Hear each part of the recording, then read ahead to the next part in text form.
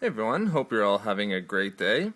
I'm going to jump right into another box of pennies here, and it's actually been pretty interesting. I've just been grabbing boxes pretty much at random, just off the pile that we put up when we had 14 boxes left. But as you can see, it's pretty much a totally different type of roll in this box here. These are all machine wrapped paper rolls. And I'm not anticipating the same amount of King George or American wheat cents in this one here, but just by looking at the faces of a couple of rolls here, it seems like it should be pretty good copper percentage wise, which is hopefully the case, because with these machine wrapped rolls, when we've had them in the past for pennies and nickels, and especially dimes as well, they haven't turned out to be too high of percent of the coins that we're looking for. So again, I'll go through all of these and give you guys the results at the end. Be back soon. Alright everyone, here's the aftermath of those machine wrapped rolls. I had a bunch of extra rolls just lying around from the previous boxes, so I didn't take the time to individually unwrap all the tops and save them. I just basically destroyed them in order to get through them faster. But this turned out to be an excellent box copper-wise, and it was extremely fun to go through. It's been a while since we had a decent copper percentage box, so I was really excited to go through a lot of the rolls here. Let's start with actually, before I get into the individual years, let me tell you that we had 1,091 copper pennies, which was 43.6%.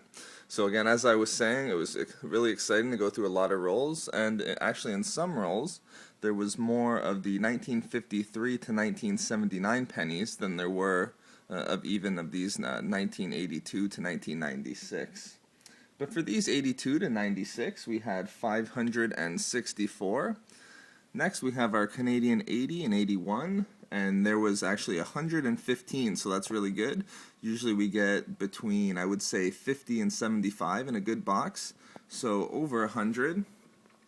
And of course, our 1953 to 1979, we had 359. So as I mentioned, there was quite a few of these in each roll, and just because we've been discussing it in the last couple of videos and in the comments section, particularly the Centennial Doves and the Young Queen portraits, I was really keeping track of how many there were, and there was a lot of Centennial Doves in this particular box. So if I wasn't set on going through the older boxes and pulling out all the Centennial Doves and Young Queen portraits, then I'm definitely going to do it. And I may even, what I've been doing is just kind of putting all the years into a couple of pop bottles that you may or may not have seen in our previous video. And just to get a percentage of how many Doves, Centennials, and Young Queen portraits, I may do a video on just exactly how many percentage-wise I might be able to find going through the older boxes. But lastly, we have our American wheat cents, and these are all pre-1982 American copper wheat cents, and there was 53 in total. So not bad, luckily over our 40% again. It's been a while, we've really been hovering below 35% and actually getting close to 30 in the last couple of boxes. So about 44% copper pennies. I'm going to set up the older coins, and I'll show you guys that in a bit. Alright, I have the older coins all set up here, but before I get into those, I'm just going to go ahead and weigh the copper pennies. Just because we've had such a high percentage, I'm just a little bit curious to see exactly what the weight is for our copper pennies. I'm going to assume it's going to be over 6 pounds, hopefully, just because our 35% copper pennies, we're typically getting a little bit over 5. And it seems like that's the case here. We've had 6 pounds and probably around 13 ounces. Again, just adjusting for the pails there. So really good, particularly with all those 1953 to 79s. We got quite a bit of copper pennies just weight-wise there as well. But again, just looking at our older pennies, it was a particularly good box with our King George VI pennies. We had quite a bit of 1940s. There was actually 4 in total. I'll just give you guys a look at the quality here.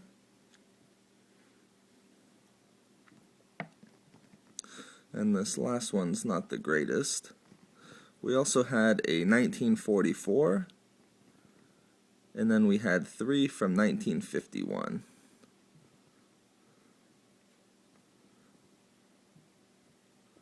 Alright, so 8 King George VI pennies.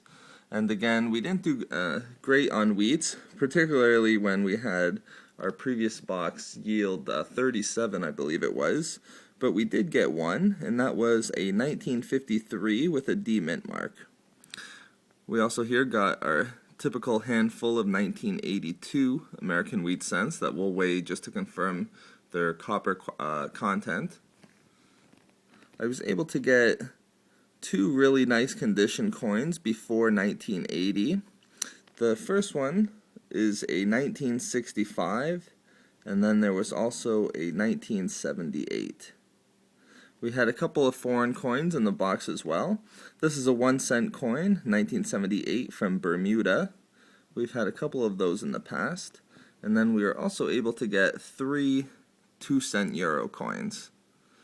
And again, it has been a while before we've actually gotten the 2-cent euro coins in some of our boxes. Alright guys, so that was a really exciting box. It was nice to get over 40% copper. Again, just to recap, we had 1,091 copper pennies in total, which was about 43.6%. So again, I'm going to go right into my next box now. I think we're down to 7 or 8. But I'm going to keep getting through them, and I'll keep giving you guys the results for each. If you could like, comment, and subscribe, that's great, guys. We always appreciate comments in the section below. That's it for now, and I'll see you next video. Have a great day.